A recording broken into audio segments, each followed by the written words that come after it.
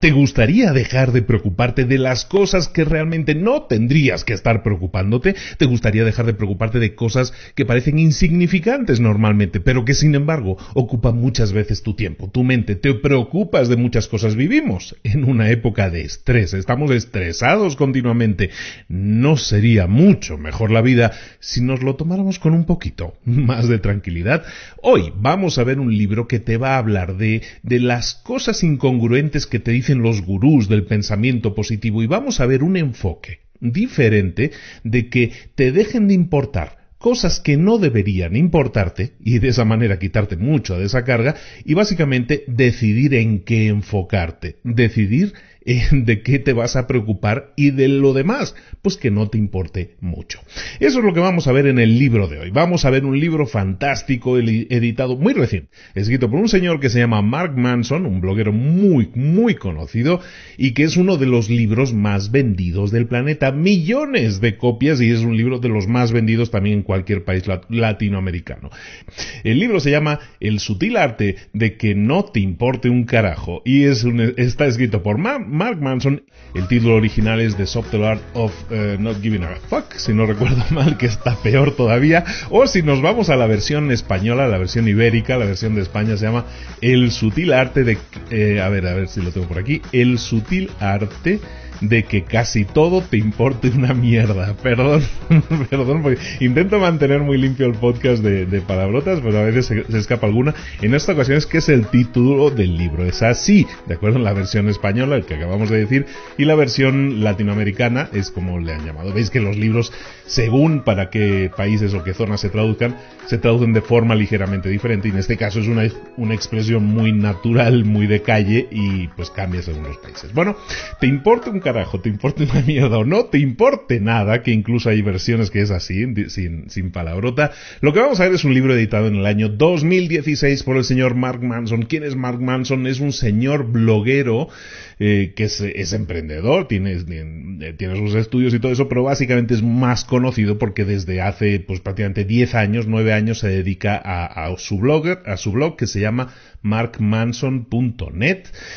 Que es un blog que actualmente, y gracias a este libro que vamos a ver hoy, tiene millones y millones de visitas mensuales. Es un tipo súper leído en este momento, y sus contenidos son muy interesantes porque lo que hace es darnos una visión. El blog empezó hablando de temas de ligar y todo eso, o sea, fíjate cómo evolucionó, que ahora habla como de autoayuda, pero lo que hace es derribando los mitos de la autoayuda. Lo que vamos a ver hoy es un libro que te va a servir para derribar mitos sobre cómo deberías sentirte, cómo deberías enfocar las cosas, cómo deberías enfocar tu crecimiento personal y profesional, pero lo hace desde una perspectiva totalmente contraria a la línea que viene marcada por los otros gurús que todos conocemos, Tony Robbins y compañía, ¿no? El enfoque es totalmente diferente, pero tiene mucho sentido también, ¿no? Entonces se me hace muy interesante que veamos esta óptica. En muy pocas semanas, en 1 o 2 semanas, vamos a ver precisamente la óptica diferente. Vamos a ver por fin súper pedido un libro de Tony Robbins. Estamos ya a punto de llegar a los 100, entonces tenía que estar entre los 100 primeros libros, por lo menos uno de Tony Robbins. Y vamos a hablar hoy aquí de este sutil arte de que no te importe nada, ¿no? Y vamos a ver cómo la autoayuda o los gurús te están diciendo que deberías sentir de una manera o deberías crecer o desarrollarte personalmente de una manera, y podemos ver que hay otras formas de hacerlo. Se me hace muy interesante. Es un libro súper vendido en Latinoamérica, también en España, en Estados Unidos ni se diga. Lleva más de 3 millones de copias vendidas, que hoy en día con lo que está lloviendo, pues con lo que está cayendo es muchísimo. Entonces hay que felicitarle al señor, dio en el clavo con este libro. Está preparando nuevo libro para el próximo año Mark Manson, y bueno, lo que vamos a hacer ahora es dedicarle tiempo a este sutil arte de que no te importe nada. Vamos a dejarlo así para no estar repitiendo las palabrotas, y vamos a empezar hablando del consejo el consejo que ya se ha vuelto un convencional, que es el del pensamiento, el de la autoayuda, el del positivismo, ¿no? El del pensamiento positivo. ¿De qué se trata?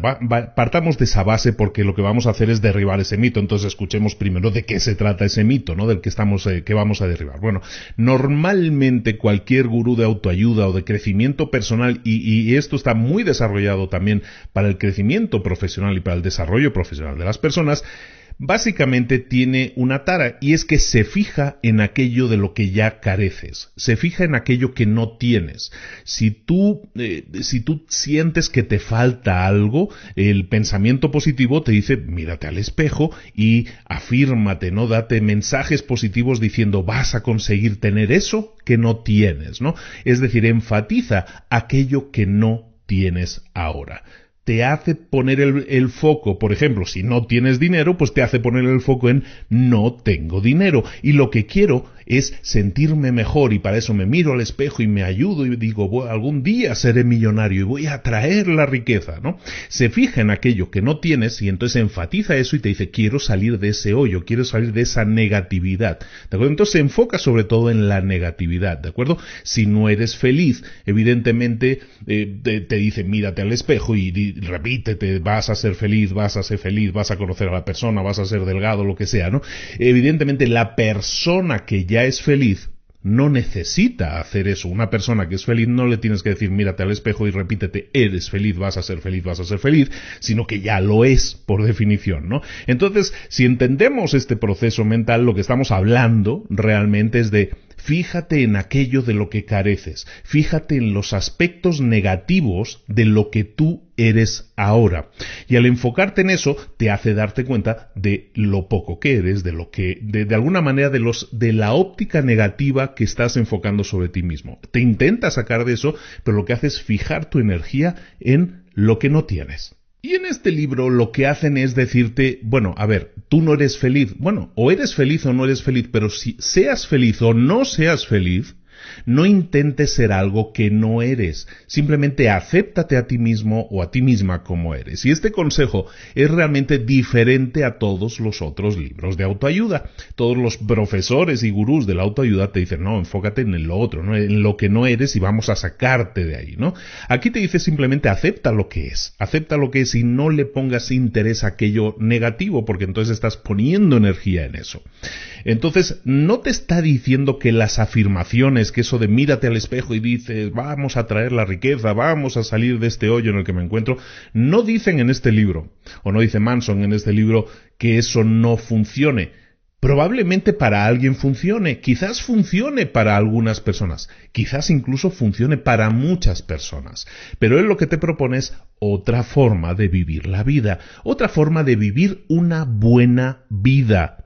Y es básicamente, si el mundo te está diciendo constantemente que existe un camino mejor, que existe una vida mejor que la que tienes, que existe algo mejor de lo que tienes, que existe algo más allá de lo que tú tienes ahora, estás siendo bombardeado constantemente con mensajes que te tiene que importar todo, que todo te tiene que importar todo el tiempo, todo te tiene que importar. Y en este libro te dicen que la clave para una buena vida no es que te tiene que importar todo, sino que es que no debería importarte casi nada, solo deberían importarte cosas que realmente te importen, o como dicen en el libro, que te importen un carajo. Hay muchas cosas que no te tienen que importar y lo que tienes que hacer es darte cuenta de esas cosas que te tienen que importar menos.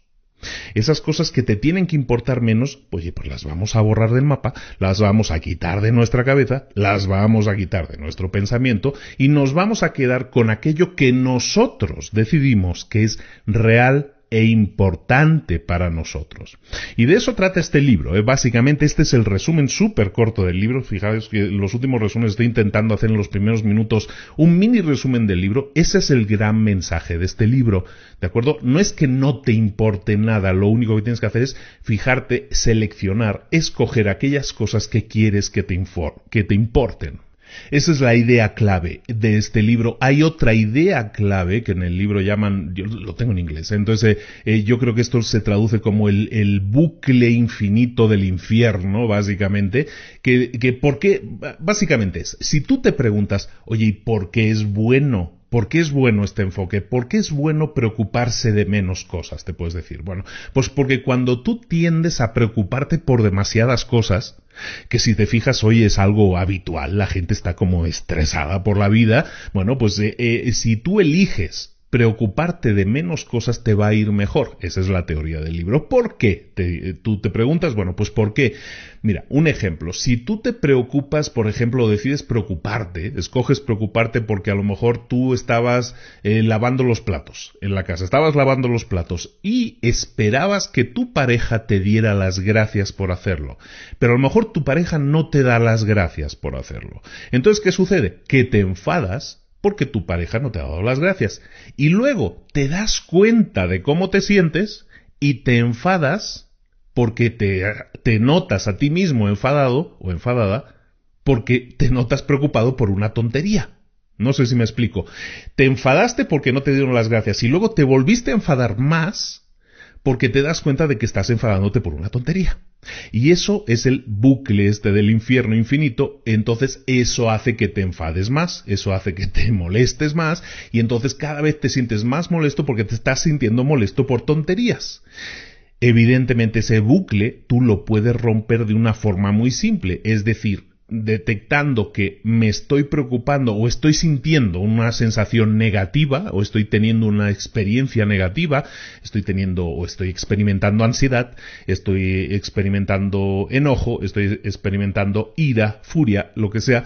Entonces detecto que estoy teniendo esos sentimientos entre comillas negativos y entonces digo, oye, pues no pasa nada, me siento mal, detecto que me siento mal, pero sé que eso es algo normal, eso es parte de la vida, es parte normal de la vida sentir eso a veces, es parte normal de la vida a veces sentirse mal, y entonces lo que no hago es empeorarlo, diciendo, ay, me estoy preocupando por tonterías, y lo que hago es dejar que ese sentimiento pase. Porque va a pasar. Cuando tú decides que no te importa nada sentirte mal, lo que haces es cortocircuitar ese bucle. Cortocircuitar es cortar ese bucle en el que te podrías estar metiendo de me estoy encabronando porque me encabroné por una tontería y porque me estoy metiendo con tonterías, porque no dejo de pensar en esas cosas y te das vueltas y vueltas a las cosas, cortando eso y diciendo, bueno, está bien, me siento mal, me siento molesto a veces, pero bueno, este sentimiento sé que va a pasar, no le doy la mayor importancia, entonces sí, sé que ahora me siento mal, pero me importa un carajo. Esa es básicamente la segunda idea del libro, ¿no? La complementaria de la primera que estábamos diciendo, ¿de acuerdo? Primero tú escoges aquello en lo que te quieres preocupar y luego, si te estás preocupando por algo, decides no darle prioridad e importancia a esos sentimientos negativos, no le das la importancia y dices, van a pasar, es normal, es parte de mi vida. Y de esa manera rompes esos bucles. Ojo, digamos algo, y es importante aclarar esto, que nada te importe un carajo, que nada te importe nada, no significa que tengas que ser indiferente a la vida. Hay gente que a lo mejor se siente cómoda siendo indiferente, pero el libro no aboga por eso. El libro no te está diciendo que es admirable que seas indiferente a las cosas, que seas insensible a las cosas. No, la gente que es indiferente es normalmente gente que está asustada. Son personas, los trolls de internet, ¿no? Que llaman en el libro, que se esconden detrás de esos o se esconden dentro de agujeros sin emociones. Eso es ser indiferente y eso no te está diciendo el libro que lo seas, que seas un insensible, que te falte empatía, no te está diciendo nada de eso, al contrario, te está diciendo que sí te importan las cosas, pero que tú escojas aquello que realmente quieres que ocupa tu mente. ¿De acuerdo? No ser indiferente, sino sí ser diferente, pensar, pero sobre todo en ti mismo y en aquello que quieres que sea mejor para ti.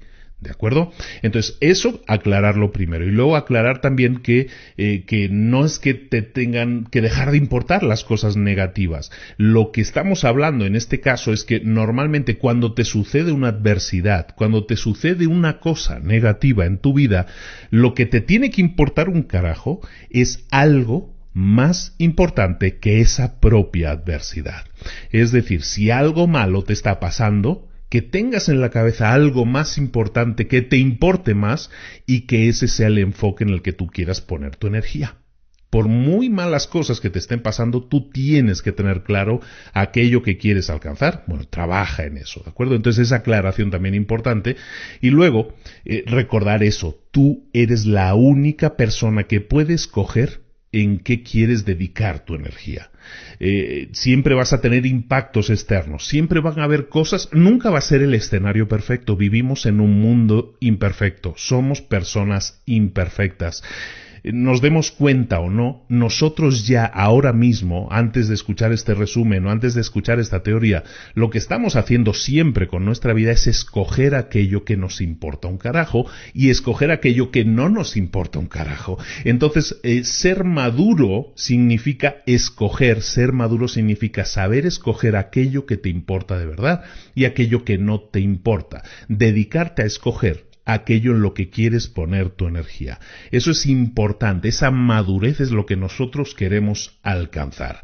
Y bueno, y lo que estamos hablando aquí, estamos hablando para aquellos que se incorporen tarde, estamos hablando del libro del sutil arte de que no te importe nada, pues una de las versiones del título, y de Mark Manson. Y estamos hablando evidentemente de palabras mayores. Estamos hablando aquí palabras como la felicidad. Y en el libro te dicen que la felicidad, la búsqueda de la felicidad puede ser un problema. Y este capítulo me encanta porque es un tema en el que muchísima gente que conozco también toca habitualmente, es una charla habitual, es el tema de la felicidad, ¿no? La búsqueda de la felicidad. Uno de los temas interesantes de montones de libros, al final, es la premisa de que la felicidad es algo algorítmico, es una especie de matemática que funciona de la siguiente manera. Y seguramente tú vas a pensar igual que yo de esto, porque lo habrás escuchado, o incluso tú piensas de esta manera.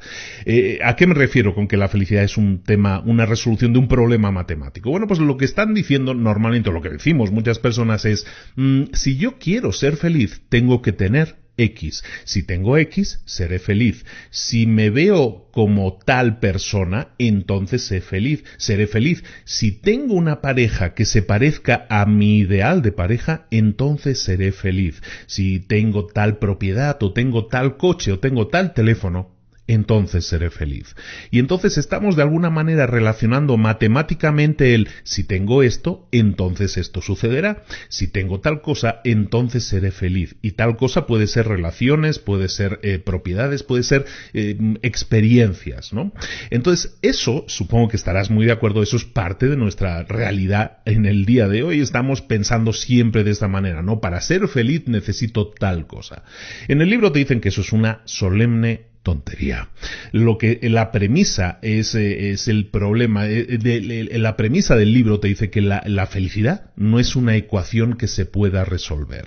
Eso de si tienes X entonces tendrás Y, eso nunca va a ser cierto. La felicidad no está en el resultado, sino la felicidad está, y como dicen por ahí, se suele decir también, hay un dicho que dice, ¿no?, que la felicidad está en el camino, ¿no?, está en el esfuerzo. Y eso es algo que en el libro también ejemplifican de muchas maneras, ¿no? O sea, la felicidad no está en llegar a la cima del Everest, la felicidad está en la escalada de esa montaña, en disfrutar del momento. No vas a ser feliz solo cuando estés en la punta y te tomes una foto, una selfie desde la punta del Everest, sino la felicidad también va a estar en todo el proceso. Tiene que estar en el proceso. Es como un equipo de fútbol que juega todo el año, tantos partidos como quieras, ¿no? Yo en España, que es la que sigo yo, la Liga Española, pues 38 partidos al año, ¿no?, de liga.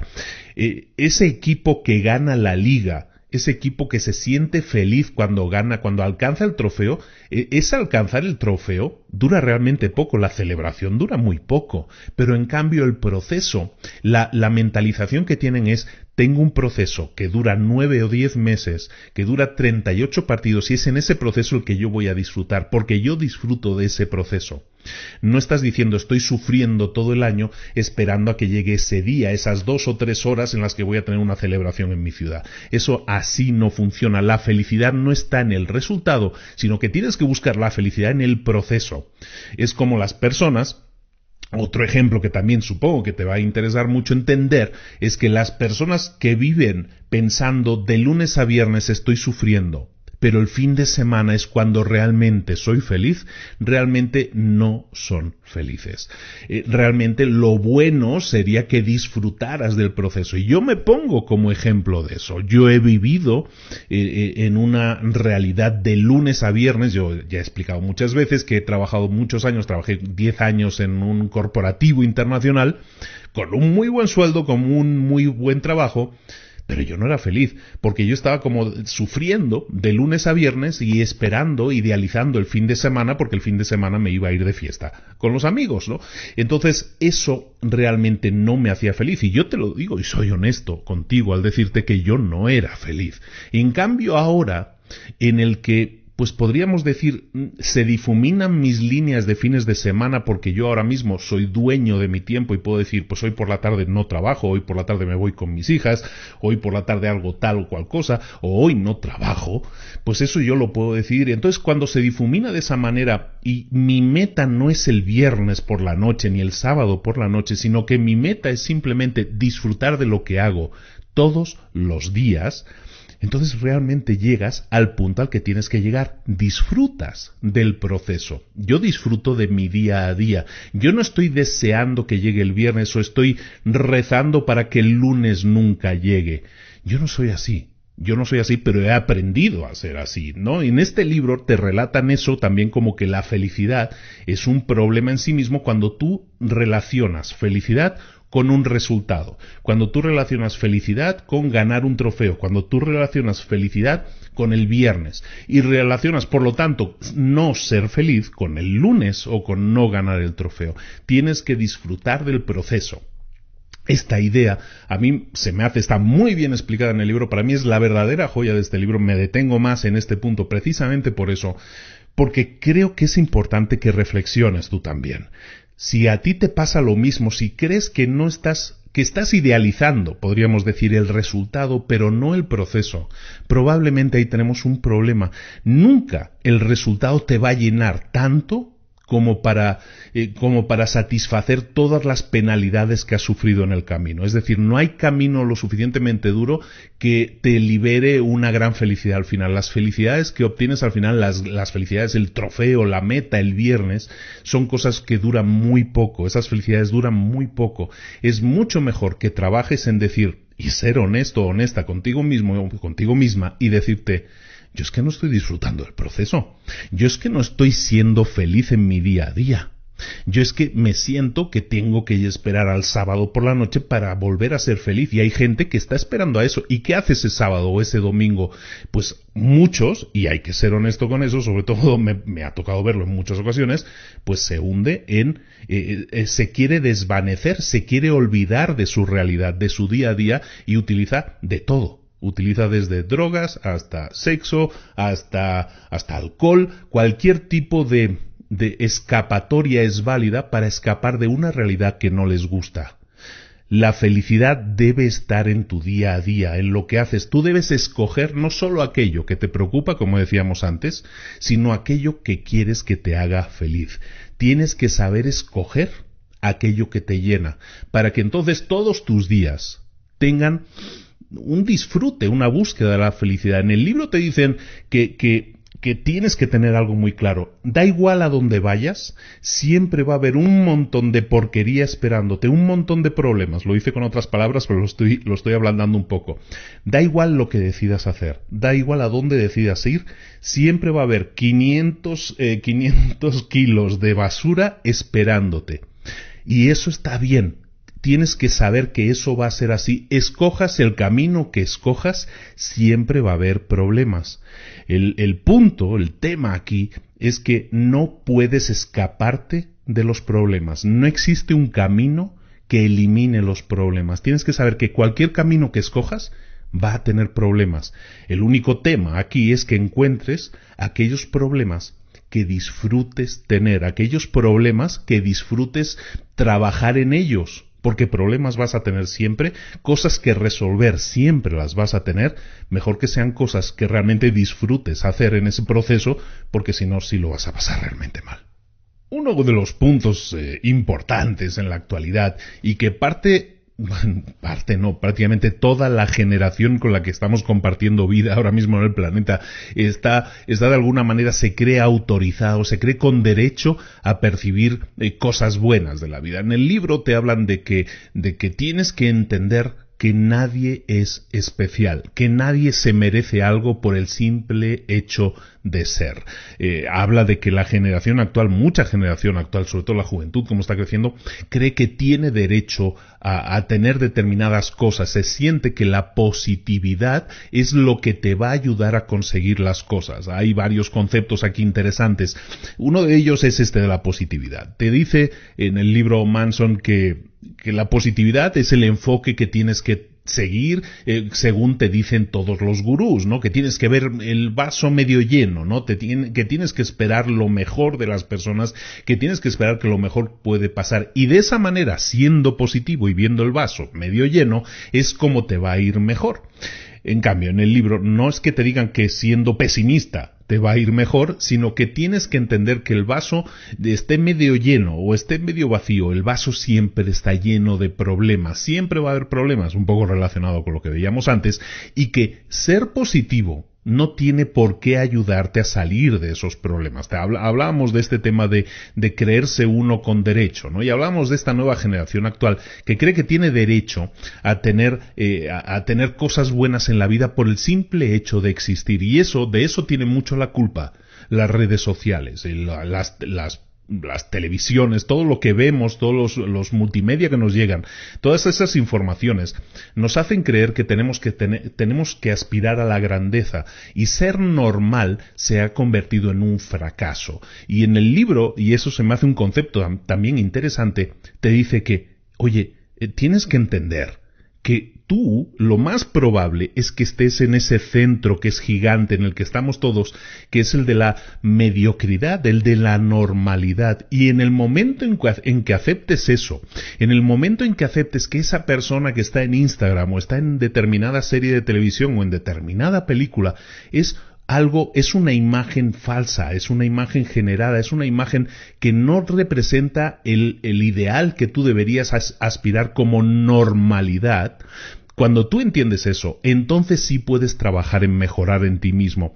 Se me hace un concepto interesante. ¿Cómo te lo puedo aterrizar un poco más? Para que no quiero sonar así como demasiado elevado. Básicamente se trata de eso, que no veas las redes sociales. Vamos a poner el ejemplo. En Instagram, ¿no? Hay chicas, y me consta, que pues siguen a chicas muy guapas, las chicas de bikini de Instagram, ¿no? Y ven esos cuerpos perfectos, cincelados, modelados, con esos filtros y esas imágenes perfectas, y la gente se piensa que eso es la aspiración a la que tienen que llegar, y que lo que tienen actualmente es una mala versión de eso, es una mala vida, y es una mala vida porque mi vida no se parece a la vida que veo que tienen otros en Instagram. Eso realmente tiene mucho sentido. Es un gran problema. Hay gente que realmente se obsesiona con ese tipo de imágenes y dice, si yo no alcanzo esa meta que estoy viendo que otras personas disfrutan, entonces yo no voy a ser feliz. Entonces mi vida actual es mala. No es que sea mediocre, no, es mala. Esa idea es algo que tenemos que apartar de nuestra mente. Y en el libro básicamente te están diciendo esto. Acepta que eres parte de un estándar, de una media, lo llama mediocre en ese sentido, estamos en la media, y que lo que estamos viendo a veces son los extremos, precisamente porque lo que llama la atención en nuestra vida siempre son los extremos, ¿no? Lo excesivamente bueno y lo excesivamente malo, ¿no? Eso es lo que nos llama la atención. Y tenemos que aprender que nosotros estamos en ese medio, en ese punto medio que es donde se encuentra el 99.9% de la población. Cuando entendemos eso, entonces podemos decidir que nuestras acciones nos lleven a un punto superior. Pero tenemos que partir de saber que somos normales, pero que saber también que ser normal no es malo.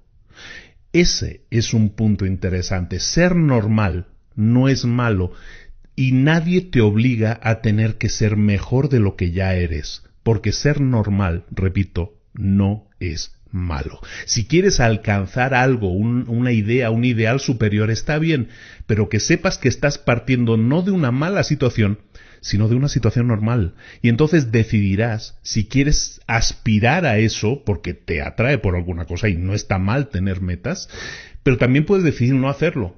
Y el no hacerlo no significará que eres un fracasado. El no hacerlo, el buscar no tener ese sueño, no realizar ese sueño de ser como se supone que la sociedad aspira a que seas, no intentar buscar ese sueño, tampoco es malo. Aceptémonos, por lo tanto, como somos, aceptemos esa normalidad, esa mediocridad. La palabra tiene connotaciones negativas, entonces aceptemos esa normalidad, ese punto medio en el que nos encontramos como un punto totalmente válido en el que estar. No tenemos que tener aspiraciones que nos saquen de esa área si realmente no lo queremos, no lo deseamos de una forma natural y honesta. Que no planteemos nuestra vida diciendo, si no alcanzo ese sueño, entonces es que no podré salir de esta mala vida que tengo. Tu vida es normal, está en la media y tenemos que verlo de esa manera. A continuación en el libro se hace una pregunta. El libro se hace una pregunta que creo que también es fundamental que tú te hagas. Y es un ejercicio interesante que vamos a desarrollar aquí ahora. Es el verdadero valor del sufrimiento. Cuando nosotros hablamos de que, yo qué sé, quiero correr una maratón, está claro que si vas a correr una maratón, lo vas a pasar mal, ¿no? Está claro que si vas a escribir un libro, también vas a sufrir y vas a dedicar muchísimas horas y esfuerzo y muchas veces dolor.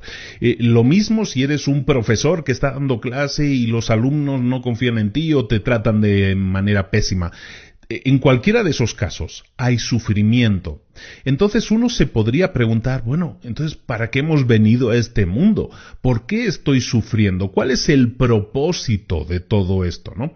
En el libro, de nuevo, como ya hemos aclarado en puntos anteriores, en el libro te dice que vas a sufrir. En cualquier caso, escogiendo el camino que escojas vas a sufrir. Entonces la pregunta es, pues ¿para qué lo estoy haciendo, no? ¿Cuál es el propósito de aquello, de por qué hago las cosas, no? Y entonces ahí llegamos a un punto muy interesante, que es un poco el punto del conocimiento personal.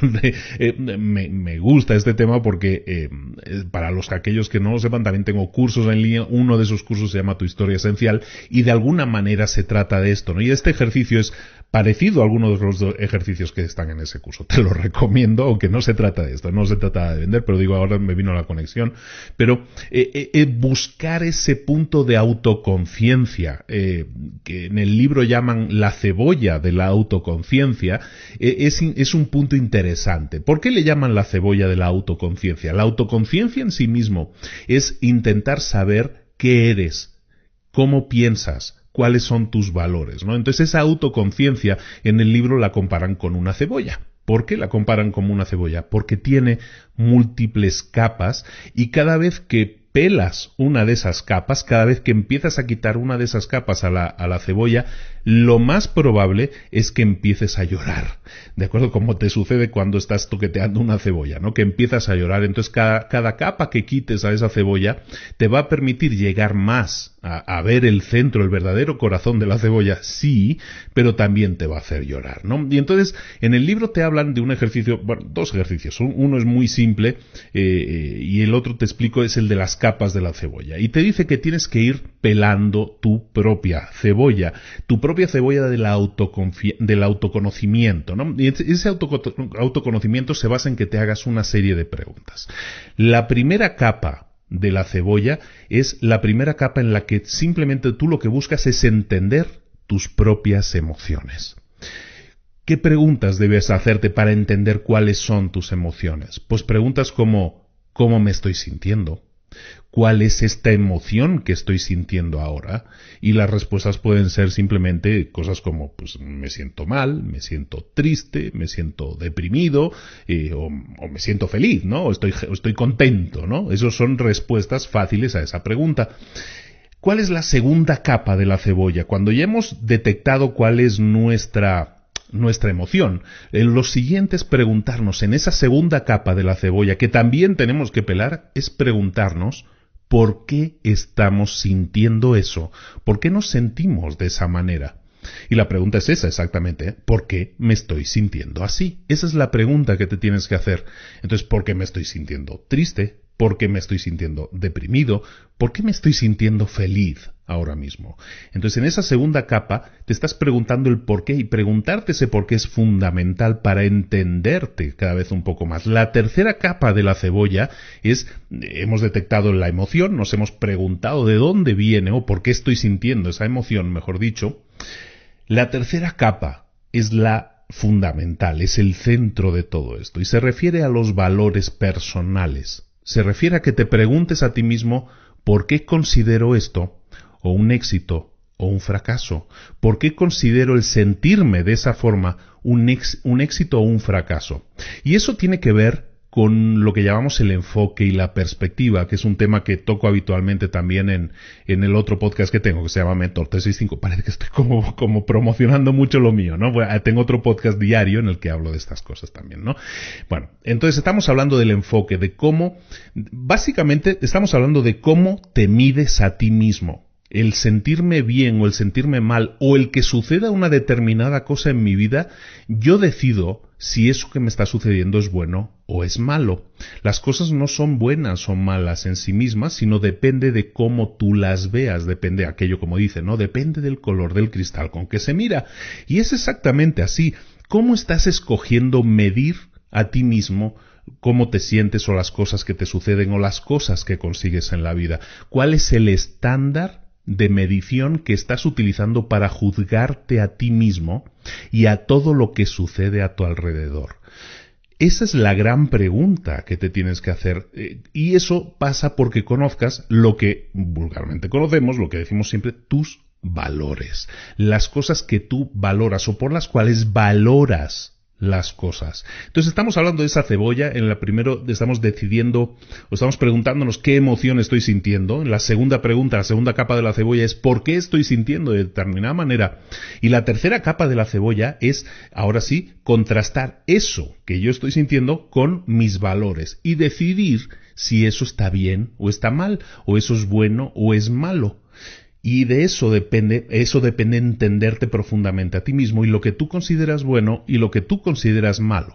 El segundo ejercicio que te proponen en el libro, que es un ejercicio muy conocido y que ya hemos comentado anteriormente en algún otro episodio, es el de los 5 porqués, ¿no? Aquí no te dicen que sean 5, pero te dicen los porqués, ¿no? Pregunta por qué de manera insistente.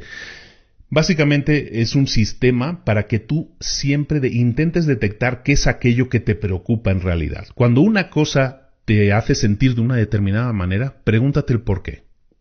Cuando hayas respondido a eso, pregúntate el porqué de esa respuesta. ¿Y por qué pienso de tal manera? ¿Y por qué me estoy sintiendo de tal manera? Y pues ha sido por tal razón. Oye, ¿y por qué te estoy sintiendo esa razón? ¿De acuerdo? La idea es que te vayas preguntando por qué es uno tras otro para llegar al fondo de la cuestión. El fondo de la cuestión siempre va a ser tus valores personales esenciales. ¿De acuerdo? Entonces es importante que hagas este tipo de ejercicios para poder entenderte más, sobre todo para poder entender los valores. Y recuerda que los valores es aquello por lo cual tú mides una cosa y decides si es buena, si es positiva o es negativa. Por ejemplo, en un examen que tú hagas en una escuela, en la universidad o donde sea, ¿no?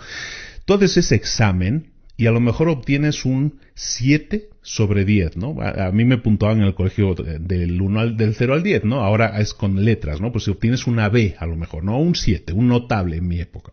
Bueno, imagínate que tú haces ese examen y obtienes un 7 sobre 10. Para muchas personas, obtener un 7 sobre 10 lo ven como un gran éxito, porque en su escala de valores, en los valores, en esa parte interna de la cebolla propia que tienen, deciden que un notable o un 7 es algo súper positivo. Pero en cambio puede haber otras personas que a lo mejor su escala de valores les dice que obtener un 7 es un fracaso.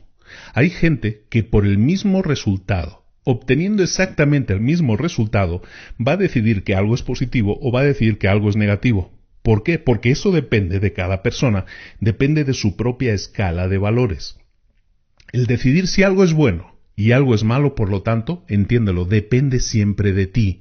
Lo que te sucede, sea interno, provocado por ti o sea por causas externas, ni es bueno ni es malo, simplemente es. Entonces tienes que entenderlo de esa manera para entonces decidir, bueno, según mis valores, eso me lo voy a tomar como algo bueno o me lo voy a tomar como algo malo. Es importante que detectes eso, porque de esa manera te vas a entender a ti mismo o a ti misma y vas a saber entonces por qué reaccionas de tal o cual manera ante determinadas situaciones.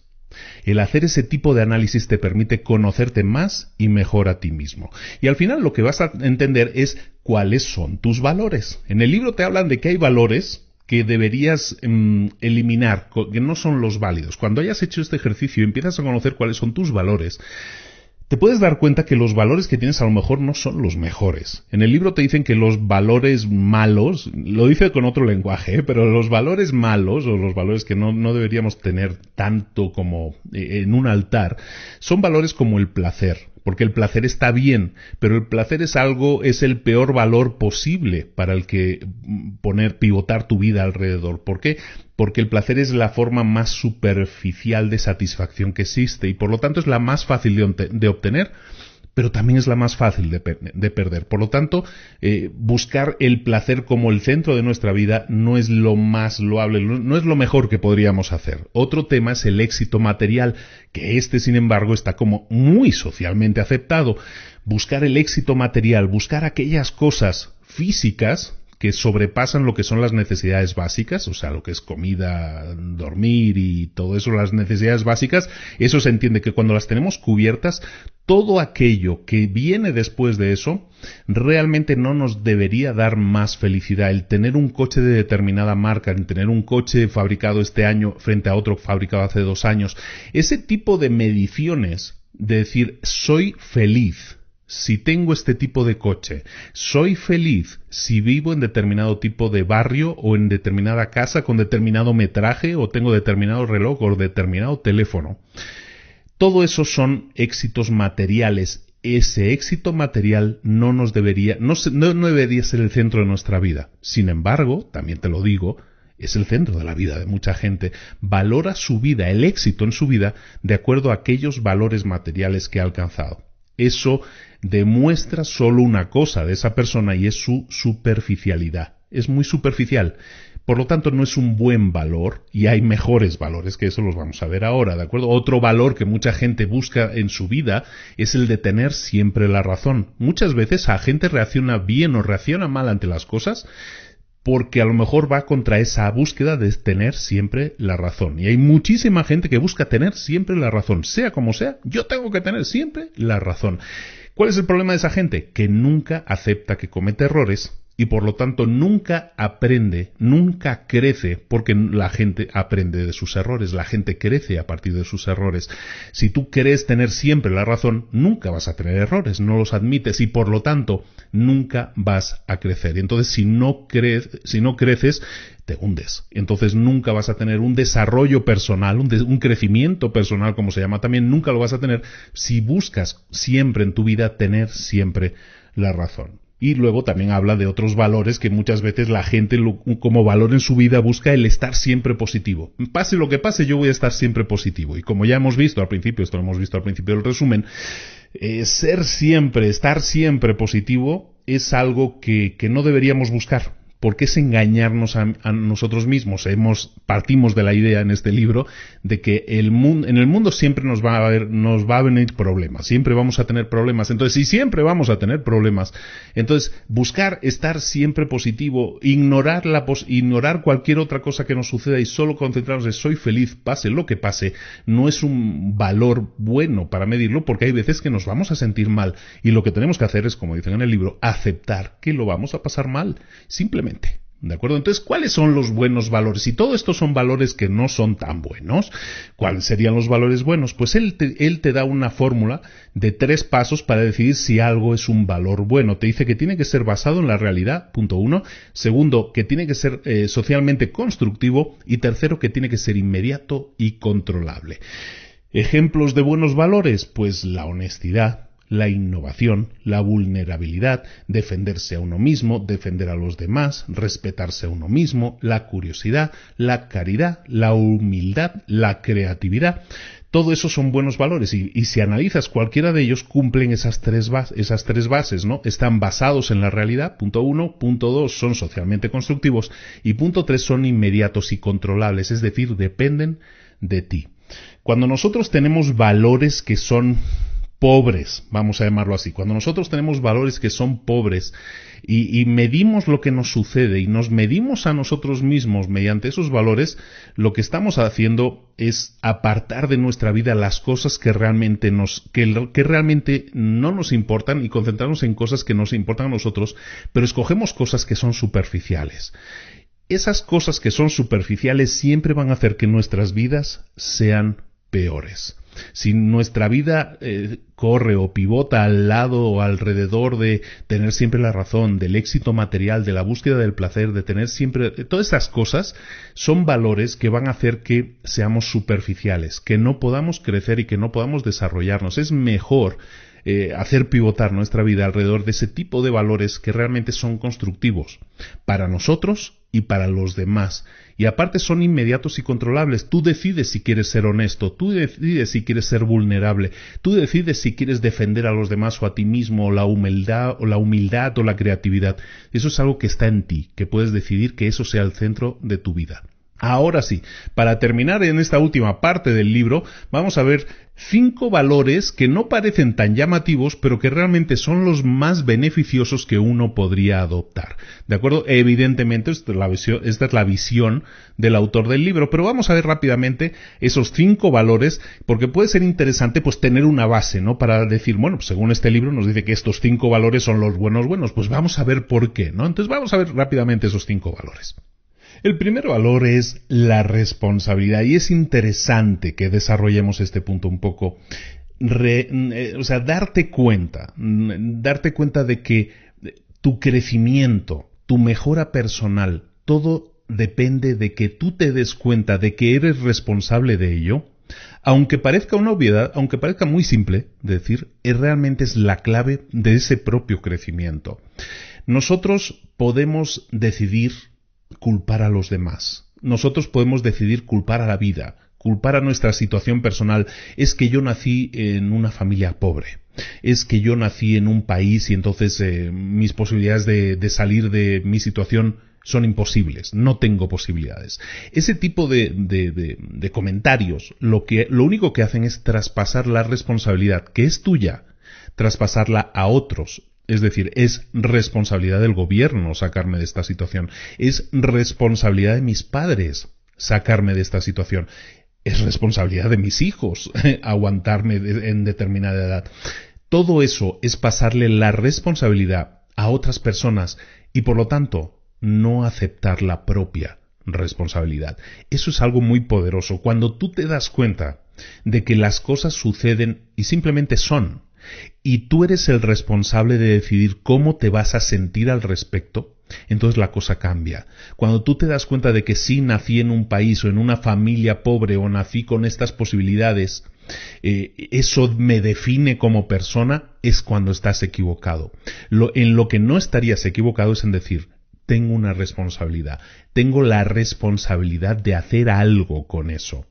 A lo mejor no tengo tantos boletos en la lotería, digamos, para jugar, pero tengo boletos y puedo trabajar para conseguir más boletos en esa lotería. Es como en el póker, en cualquier juego, ¿no? Tú te reparten las cartas y esas cartas son las que te han tocado, amigo. Ahora sí, es tu responsabilidad hacer lo máximo posible con esas cartas. Y tus cartas son las mismas que le dan a aquella otra persona y a aquella otra y a aquella otra. No es un tema de suerte, sí, pero porque hay personas que son súper buenos jugando al póker. Bueno, pues son súper buenos porque buscan salir de esa situación de no saber cómo jugar y buscan aprender a jugar y juegan cada vez mejor porque van buscando aprender, porque se hacen responsables de buscar crecer. Cuando tú te responsabilizas de tu vida, cuando tú con consistencia, con constancia, te dices, yo soy el responsable de las situaciones, yo soy el responsable de las elecciones que yo hago en mi vida, es cuando entonces comienzas a vivir tu vida, ahora sí, con total responsabilidad. Y esa responsabilidad te lleva a ser la mejor versión de ti mismo. No puedes culpar, puedes culpar a quien sea de tu situación, pero que tú culpes al gobierno de tu situación, que tú culpes a tus padres de tu situación, eso no les hace a ellos responsables de tu situación. La responsabilidad es 100% tuya. Por lo tanto, tu infelicidad, tu falta de felicidad, también es tu responsabilidad. Nadie va a ser responsable de hacer que tú seas feliz. Ni tu pareja, ni tus hijos. La responsabilidad de ser feliz es tuya. Y eso es importante que lo tengas claro. ¿De acuerdo? A menudo la única diferencia entre un problema que te suceda y que ese problema te haga sentir mal o te haga sentir con ganas de superarte a ti mismo, está en tu cabeza. Un problema al que te enfrentes puede ser bueno o puede ser malo para tu crecimiento, dependiendo de ti, dependiendo de la responsabilidad que tú asumas sobre ese problema. Si tú eludes tu responsabilidad y dices, no, este no es problema mío, esto es ese mal jefe que tengo que me odia y me quiere el mal y siempre me está echando mucha basura, si piensas de esa manera, nunca vas a salir de tu situación, porque estás responsabilizando a otro de ello, le estás echando la culpa y por lo tanto también le estás diciendo, yo no soy feliz por su culpa. Y eso no debería ser así, ¿de acuerdo? Entonces el primer valor de estos que estamos diciendo que sería importante que desarrollaras es el de la responsabilidad. El siguiente valor que también es importante es el de la incerteza. En el libro Manson nos está hablando de que hace no tanto tiempo la gente pensaba de una manera determinada. A veces, ejemplos, no hace tantos años hay gente que pensaba que la Tierra era plana y no era redonda, o que las mujeres no tenían derecho a votar, o que los esclavos estaban ahí para servir al hombre blanco, y evidentemente son nociones que hoy en día se han descartado. ¿Por qué? Porque son solemnes tonterías, aunque esta última, lamentablemente, parece que en algunos países todavía creen en ello. Pero la incerteza, lo que estamos hablando aquí, ese valor que tienes que desarrollar, se basa en que no podemos aceptar lo que hoy nos está sucediendo o lo que hoy pensamos como una verdad absoluta. Hace un siglo, hace menos de un siglo, las mujeres no podían votar. ¿Y por qué era eso? Bueno, pues porque de aquella se pensaba de esa manera, que la mujer era más servil que otra cosa. ¿De acuerdo? Entonces, eso ha cambiado evidentemente, y qué bueno que haya cambiado, pero en aquella época los niños eran educados de esa manera. El pensamiento único era que las mujeres no tenían derecho al voto, que las mujeres eran serviles y tenían que ser serviciales al hombre. Y así es como se pensaba. Evidentemente, si todos en aquella época pensaran de aquella manera, pues evidentemente no habría un cambio. Recuerda que para que haya un cambio, la gente tiene que reconocer que está en un error, que está cometiendo un error, ¿no? Y por lo tanto, eso es lo que estamos hablando aquí, el valor de la incerteza, de no dar nada que nosotros creamos, de no dar nada que nosotros aprendamos por cierto. Si yo leo algo en un libro, tengo que ponerlo en duda constantemente. Si yo escucho un podcast hablando a Luis sobre una cosa, tengo que ponerlo en duda. Si yo escucho o leo a este señor Manson diciendo tal cosa, lo tengo que poner en duda. Si yo leo en un libro la física que nos dice que la gravedad es de tal forma, también lo tengo que poner en duda, porque se ha demostrado con el tiempo que la incerteza, el no tener algo claro al 100%, es lo que nos va a permitir avanzar. Es lo que nos va, el dudar muchas veces. Es que mis padres me dijeron que lo mejor para mi vida era que yo estudiara tal cosa.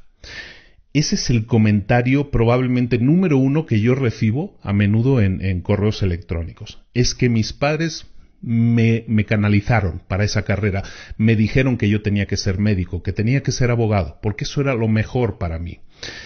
Es bueno que entiendas que aunque ellos no estén viendo por hacerte daño, probablemente su visión es reducida. Ellos saben lo que saben, pero no saben lo que no saben, por muy obvio que eso sea. No podemos dar por verdad absoluta lo que cualquier persona nos diga, ni nuestra pareja, ni nuestros padres, ni nuestros hijos, ni nuestros hermanos.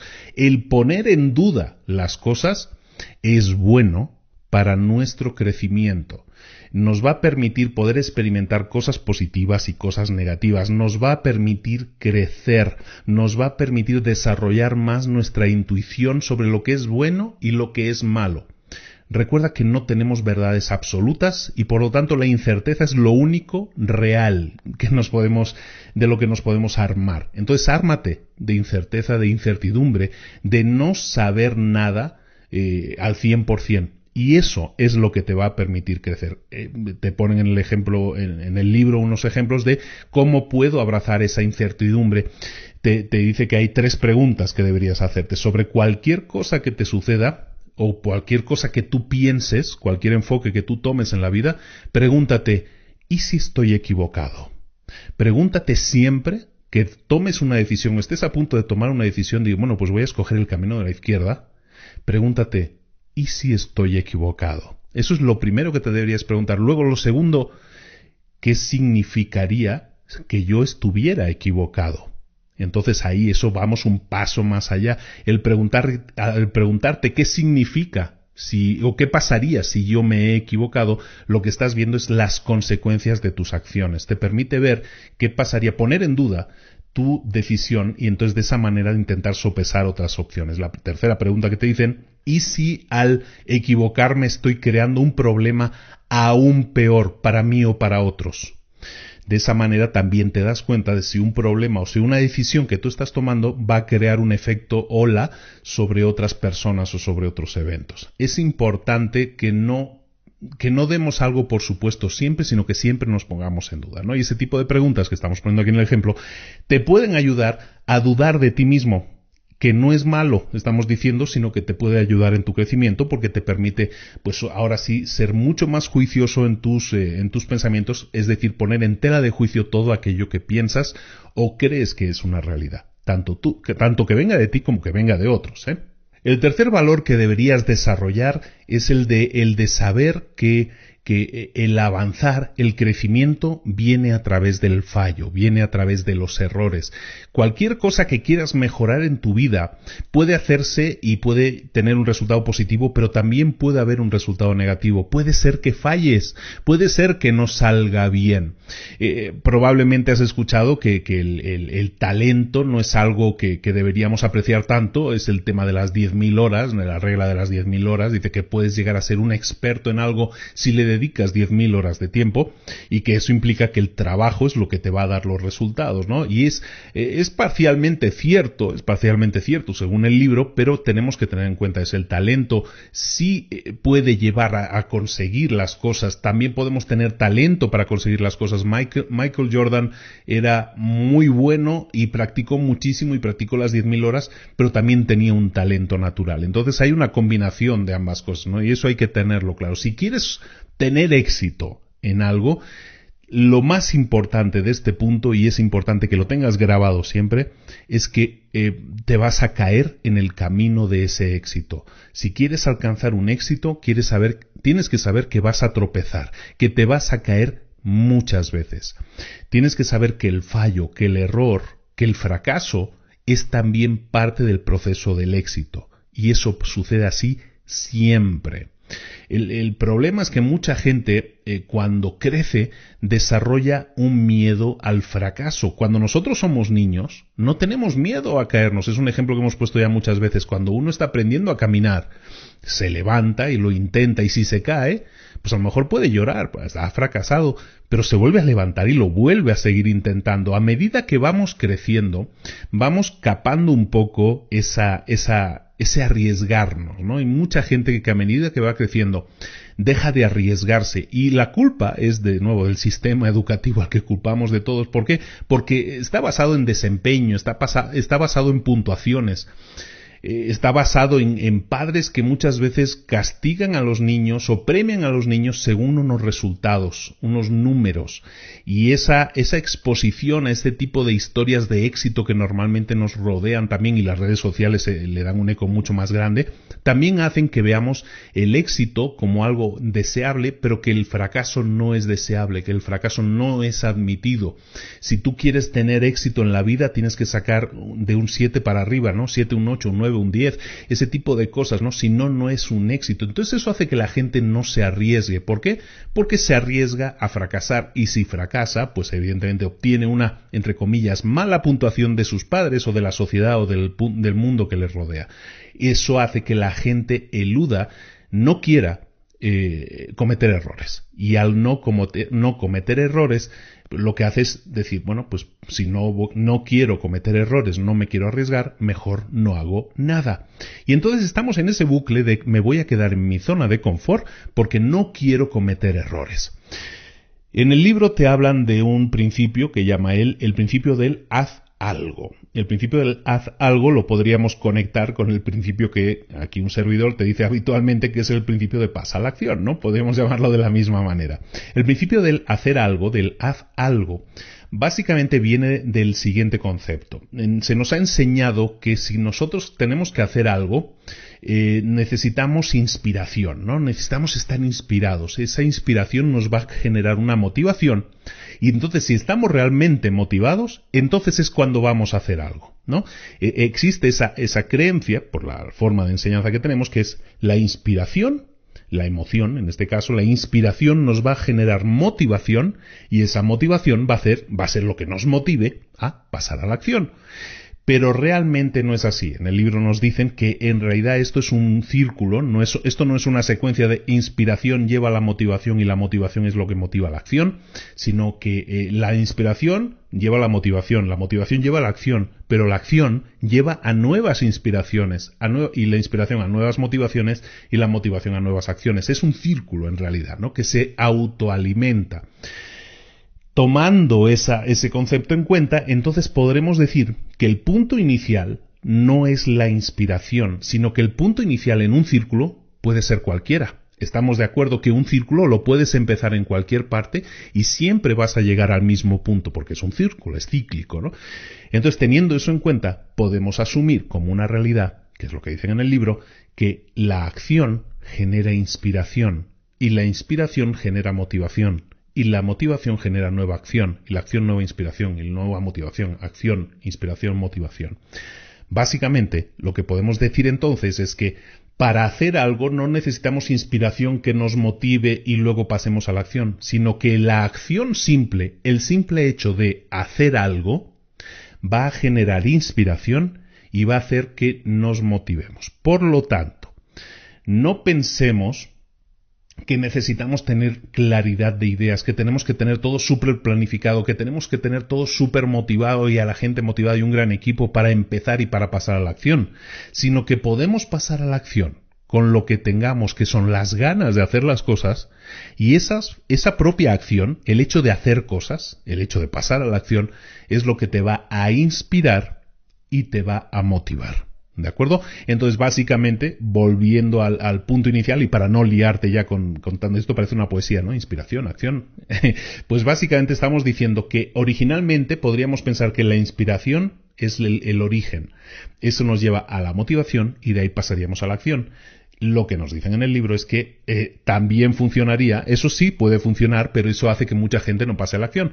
Lo que deberíamos hacer es pasar a la acción inmediatamente, porque esa acción va a generar inspiración y motivación. ¿De acuerdo? Entonces, pues básicamente estamos hablando de ese principio que llaman hacer algo, y que ese hacer algo, sin pensarlo, sin esperar la motivación y la inspiración, va a hacer que muchas veces fallemos, como estábamos diciendo, pero que tenemos que entender que el fallo es parte del proceso, que si queremos tener éxito, vamos a fallar, sí o sí. Escojamos el camino de la izquierda o escojamos el camino de la derecha, siempre va a haber problemas. El simple hecho de asumirlo y decir voy a seguir adelante es lo único que necesitas entender. El cuarto valor que recomienda Manson en su libro y que también es muy interesante que lo valores como algo positivo en tu vida, aunque normalmente se tiende a pensar que es negativo por razones obvias, lo vas a ver, es el saber decir no, el rechazo, el abrazar también el rechazo. El rechazo es importante, es una habilidad que tenemos que desarrollar. En el libro te habla muy a detalle del por qué en nuestra sociedad occidental estamos acostumbrándonos a decir que sí a todo, ¿no? Por la abundancia económica, por una serie de razones que te comenta en el libro, que no vamos a desarrollar aquí, no creo que aporte mucho más que eso, es simplemente un razonamiento. Lo que está diciendo es que en las culturas occidentales se suele abrazar el decir que sí educadamente, aunque no creamos lo que nos están diciendo, el decir que sí, el no decir lo que realmente uno piensa y decir que sí a todo, ¿no? Decir que sí me gusta, sí es una fiesta excelente, sí me encanta tu vestido, sí. Y estamos acostumbrados a decir sí a todo para no herir susceptibilidades, para no herir sensibilidades. Y decimos eso que llamamos las pequeñas mentiras, ¿no? Las mentiras blancas, ¿no? Son mentiras blancas, no son grandes mentiras, ¿no? Y entonces estamos acostumbrados a decir sí a todo para no herir sensibilidades y para salirnos de una situación que a lo mejor nos podría resultar incómoda si dijéramos lo que pensamos en realidad. El problema es que si decimos sí a todo y todos sabemos que estamos actuando de esa forma que podríamos llamar hipócrita, el problema es que tú dejas de confiar en los demás. porque tú sabes que los demás no te están diciendo las verdades, porque si tú sabes que esa persona, esta señora con la que siempre hablas, o tu madre, te dice sí a todo, entonces tú ya sabes que no puedes confiar en ella. O sea, te encanta escuchar el sí, claro, a todos les gusta que les digan que sí, pero realmente no sabes si puedes confiar en esa opinión, si es una opinión valiosa. Dejas de valorar lo que esa persona te está diciendo. Y eso pasa actualmente en nuestra cultura occidental y estoy totalmente de acuerdo con este punto. La gente dice sí, dice amén, dice claro, dice ok, a todas esas cosas, cuando muchas veces está claro que esas personas deberían decir que no. Algunas veces, por lo menos. ¿Por qué deberían decir que no? ¿Por qué debemos abrazar ese rechazo muchas veces? Porque nosotros necesitamos defender algo, necesitamos creer en algo. Si decimos que sí a todo, estamos diciendo no a no creer en nada. Estamos diciendo que no creemos en nada. Cuando tú crees en algo, entonces crees en ese algo, llamémosle X. Si tú valoras ese X, entonces debes rechazar todo aquello que no sea X. ¿Estás de acuerdo? Entonces, si tienes eso claro, entonces si tienes claro aquello en lo que crees, aquello en lo que piensas, si tú tienes claro tu X, si tienes claro aquello que crees, todo aquello que te ofrezcan, todo aquello que te digan, todo aquello que te estén diciendo, podríamos hacer esto o lo otro, si eso no está de acuerdo, eso que te ofrecen no está alineado con X, con aquello en lo que crees, tienes que rechazarlo. Tienes que decir que no. Eso es lo que te va a permitir concentrar tus energías, concentrar toda tu vida en las cosas que realmente te importan. Recordemos que el libro se llama el arte de que no te importe nada, ¿no? Llamémoslo así. Bueno, sí te tiene que importar algo, pero solo esa cosa, lo que llamamos X en este ejemplo, ¿no? Entonces, preocúpate de definir bien tu X, definir eso que tú realmente crees, aquello en lo que crees, para entonces sí, rechazar de forma activa aquello que no esté alineado con lo que quieres. Ese valor sí te puede generar incomodidad al principio. ¿Por qué? Porque lo que decíamos, en nuestra cultura se valora ahora mismo más esa hipocresía de ser políticamente correcto, con comillas, políticamente correcto antes que ser honesto.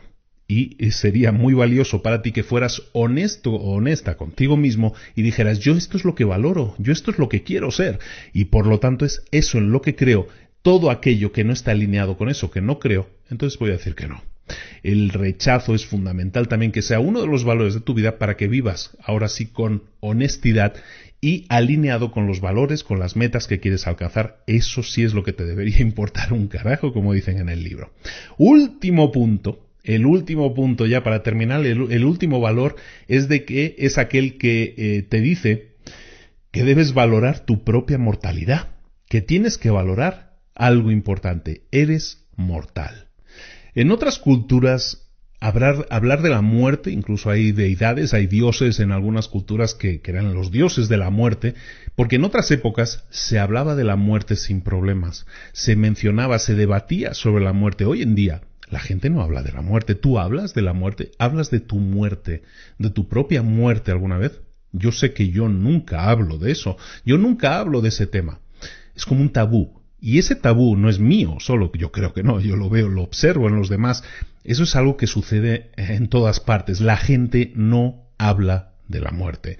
¿Por qué? Porque tenemos miedo, porque tenemos terror, pavor a la muerte, porque la gente piensa, se imagina en situaciones hipotéticas, se imagina haciendo cosas, se imagina en el futuro y nunca nos damos cuenta, nunca nos podemos a pensar en la inevitabilidad de la muerte.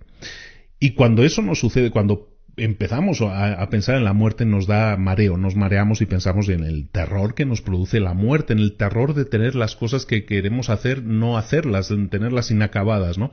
Y nos crea una ansiedad existencial que básicamente está en todo aquello que hacemos, ¿no? Entonces por eso intentamos hacer las cosas de una determinada manera para estar más seguros, porque tenemos terror y pavor a la muerte.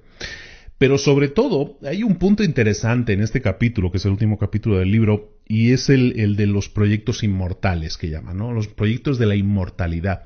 Y eso se me hace muy interesante porque está muy alineado con lo que muchas personas hacen en la vida. Los humanos tienen dos mitades, ¿no? Tienen una mitad física, que es el que come, el que duerme, el que ronca, el que va al baño, ese ser conceptual, es nuestra identidad, ¿no? Es la persona que sale en la foto en nuestros documentos, ¿no? Esa es una parte física. Pero también tenemos claro que esa parte física es mortal. Eso lo sabemos de alguna manera, ¿no? Entonces todo lo que hacemos es intentar cuidar esa parte física para que dure lo más posible. Y está bien, no pasa nada con eso. Pero hay mucha gente que se concentra también en hacer proyectos de inmortalidad. Es decir, cuando yo no esté, quiero que la gente siga pensando en mí.